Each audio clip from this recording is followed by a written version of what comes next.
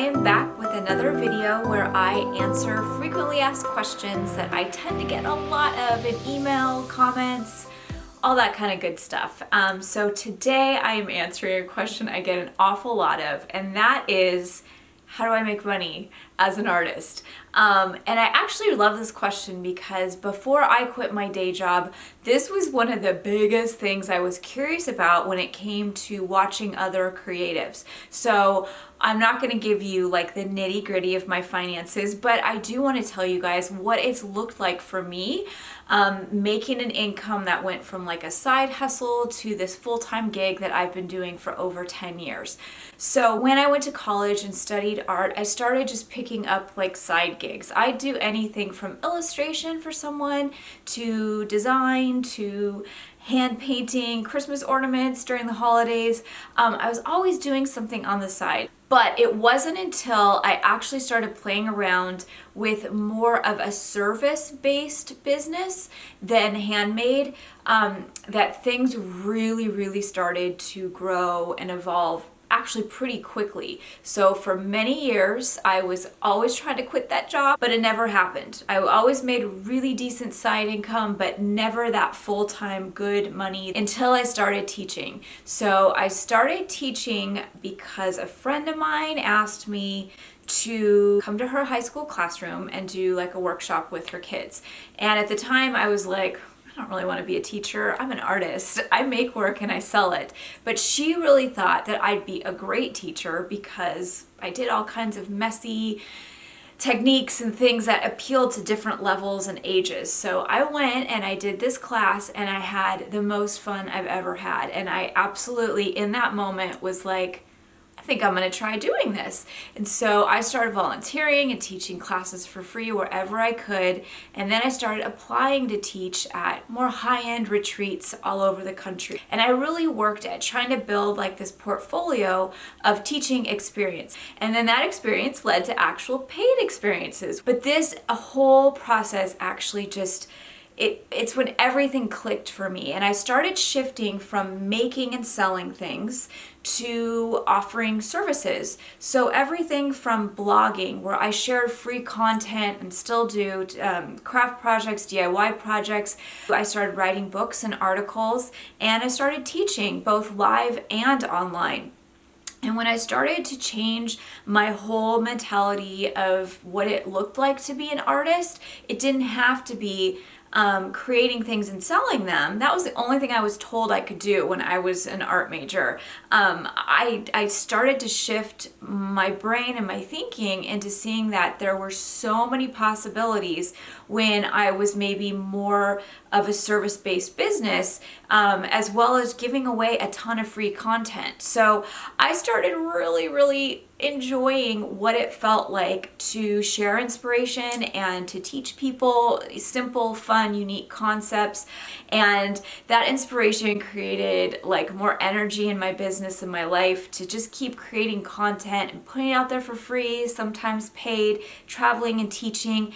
And before I knew it, within a few years, I created this business that was making more than my day job, and that enabled me to eventually step away. So these days, this is like insert 10 years later, these days that's what I do for a living. So I create classes that I teach online. I talk to my camera, I video everything I do.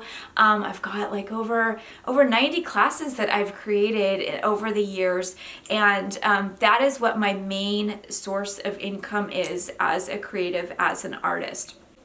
And alongside that, I still blog. So I've been blogging since 2005, and that's still one of the things I love doing, which is providing free content for you guys out there. I am very opinionated and feel incredibly passionate about the fact that I think you shouldn't have to have a lot of money to access art or art classes or art advice or tips or concepts, which is why I give a ton of stuff away for free. So that's a big part of what I do every day. And I truly believe when your heart is in the right place, when you are just doing something for just the pure fact of doing as much good as you can with what you have to offer the world, I really believe good things are going to come back to you. And for me, that has been just growth and evolution within this business concept that I have.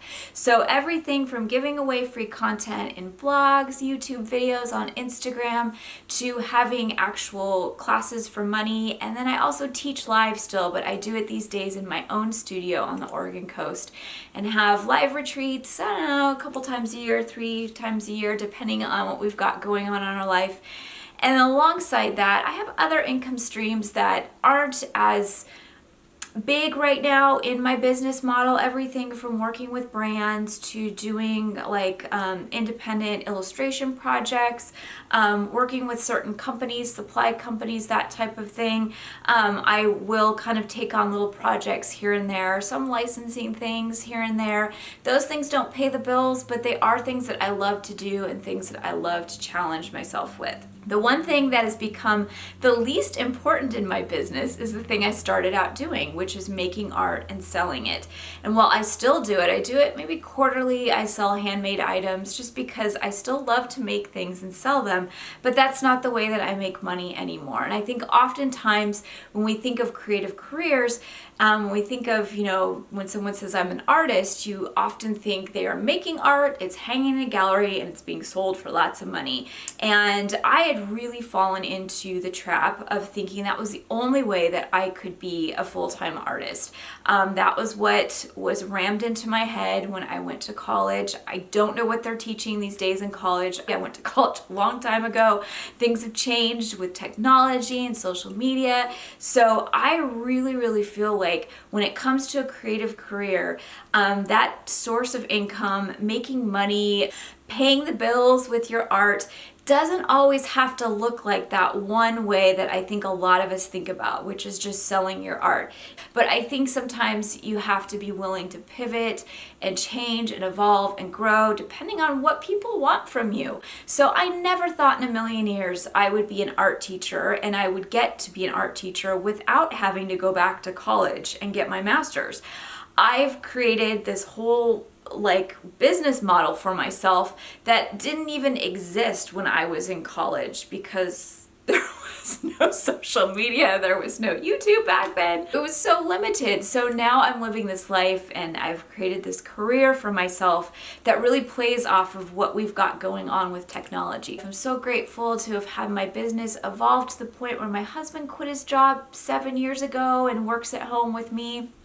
Really, really blessed to be doing this, but I work really, really hard every day. But the thing that makes it different than a job working for somebody else is that I absolutely love, love, love what I do. So oftentimes none of this feels like work. It feels like I'm just kind of playing all day long and it's awesome. So I want to encourage you guys, if you are someone out there who is looking for a creative career, if you're wondering how can I make money with my artistic skills or gifts or passions, don't sell yourself short or be closed-minded about what you're thinking of. Really open your mind to all the possibilities out there. Sometimes it's just about being creative. Maybe that's what you want to do all day. It doesn't always have to look like painting a painting and hanging it on the wall or selling something in stores. It might look totally different, but the only way you're going to figure that out is if you chase down those ideas, you experiment, and you give yourself permission to kind of mess around with a variety of different things. That's the only way that I was able to figure things out, is by just testing the waters and working that day job by day and then playing around, experimenting with career choices when it came to my art by night and weekends and all my free time. Oftentimes experimenting and really trying different things, even if you fail, might be the only way to get you to where you're supposed to be. And I know that's what happened with me, with the way that I create an income these days with my creative business. So I hope that answers that question that so many of you have been asking me for quite a while. How does Alisa make her money making art or doing what she does? That's what's going on over here. So as always, if you guys have questions that you want me to answer on camera and dive into, advice, tips, all that kind of good stuff, feel free to email me or leave me a comment. I'm always looking for ideas and things to talk about, and I will probably see you soon. Bye.